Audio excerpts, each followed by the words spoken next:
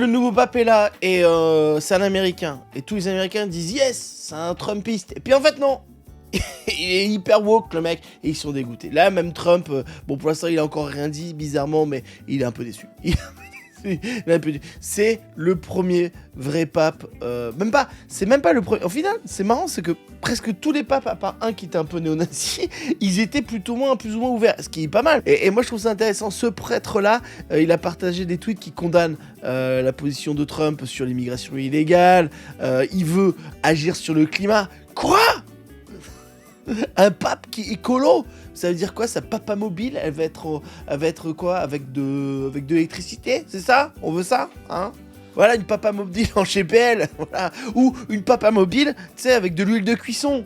Comme ça, quand tu vas arriver, j'ai envie de manger des frites. Ah, le pape, tu vois, je sais pas, c'est pour créer une ambiance, quoi, tu vois. C'est comme les McDo qui mettent des odeurs de bouffe. Bah là, le pape, t'aurais une odeur de frites pour dire, ah, c'est sympa de voir le pape. Mais j'imagine bien les mecs qui sont pro-catholiques et qui sont pro-Trump, ils doivent avoir un seum, ils se disent, bah, c'est cool, c'est la nouvelle vie, on va pouvoir chier la gueule de tout le monde. Et puis en fait, il fait non, ah, il faut encore qu'on soit sympa avec les clandestins, faut qu'on soit encore écolo. Oh là là, j'en ai ras le cul, moi j'ai acheté une Tesla, ça va pour être écolo, c'est pour faire chier tout le monde. Ouais, il y avait Ratzinger quand même qui a fait la jeunesse nazie. Ça, c'était un prêtre que les mecs aimaient bien. Ça, c'était un prêtre que la droite française aimait bien. Hop, il est néo-nazi, ça machin. Là, il est juste cool.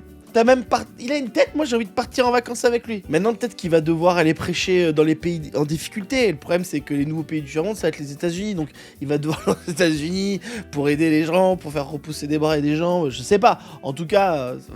Non mais tu vois, et donc là Trump il est là, il est ok.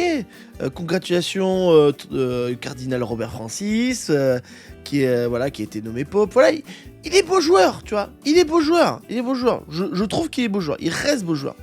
Bonjour Cyril, vous êtes en direct. Merci Pascal de me laisser la parole sur ce sujet important. Même le pape, ils ont pris un woke, c'est un truc de ouf. Le mec défend les migrants, l'écologie, il a même pas couché avec des enfants en soirée top bénite. Et ben ça me vénère, ok?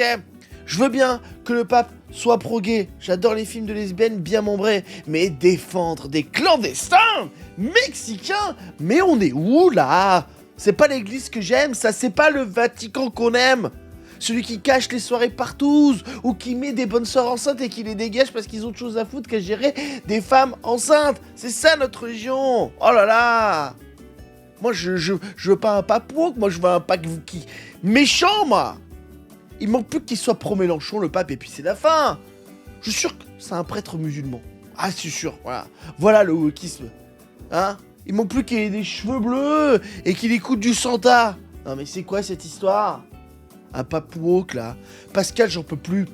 Ah, je suis comme un stagiaire de 3ème chez Morandini, je suis plein. J'explose. Courage à la France. Hein. Celle qui paye trop d'impôts, pas celle qui profite du système. Il débarque en trottinette, soutane en coton bio, un tatouage de raclette et un chapelet fluo. Il bénit sans distinction, de TikTok jusqu'au squat.